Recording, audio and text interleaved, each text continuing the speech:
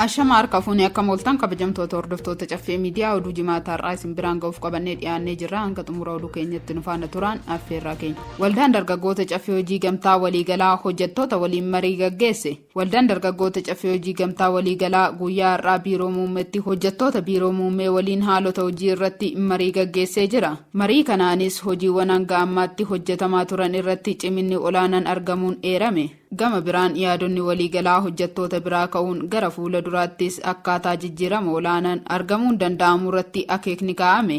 Dabalataan akkaataa baajaajota elektirikiin socho'an bitachuuf danda'amuun haaldureewwan qusannaa fi liqiin wal qabatee biiroon caffee saakoo mijachuuf hojiirra jiru daawwatame.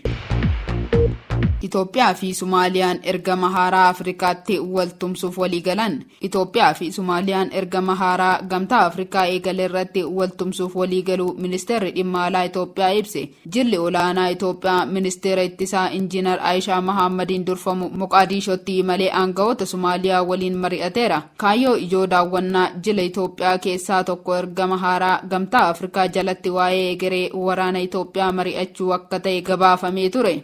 Biyyoonni lamaan hariiroo isaanii cimsuuf waliigaluu isaanii Itoophiyaan ibsiteetti. Ergamni haaraa ergama gamtaa Afrikaa tasgabbii fi deeggarsa Sumaaliyaa amajjii 2025 irraa hojii eegaleera. Jilli Itoophiyaa irraa imale pirezidaantii Sumaaliyaa Hassan Sheikh Mohammad waliin marii milkaa'aa taasisuunis gabaafameera.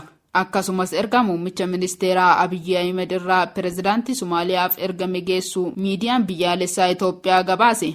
Jilli aangawoota olaanoo mootummaa Sumaaliyaa biraa dhiyoo gara Finfinneetti akka imalu miidiyaalee mootummaa Itoophiyaa ibsaniiru. Daawwannaa jilli ministeera ittisaa Aayishaa Mahammadiin durfamu hordofee ministeerri ittisaa Sumaaliyaa Abdulqaadir Nuur Jamaa wareegamaa fi gumaacha raayyaan ittisa Itoophiyaa nageenya Sumaaliyaa mirkaneessuuf kaffale kabajaa fi galata qaban ibsan.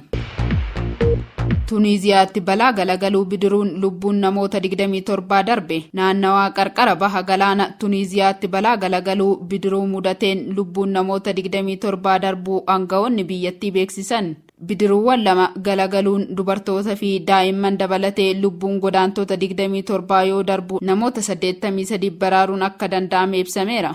Bidiruuwwan kunneen godaantota biyya Afrikaa Saharaa gadirraa ka'ee feetee imalaa turuun eerame. Eegdonni qarqara galaanaa akka ibsanitti reeffa namoota lubbuun darbanii argameen alatti dabalataan kanneen reeffi isaanii hin argamin akka jiranii fi hojiin barbaacha isaanii itti fufeera jedhan. Godaantonni gara Awurooppaatti godaanan balaa irra deddeebiin qarqara galaana Tuniiziyaatti mudatuun lubbuun isaanii darbaa jiraachuu ajaansi Fireensi Pireesiin gabaaseera.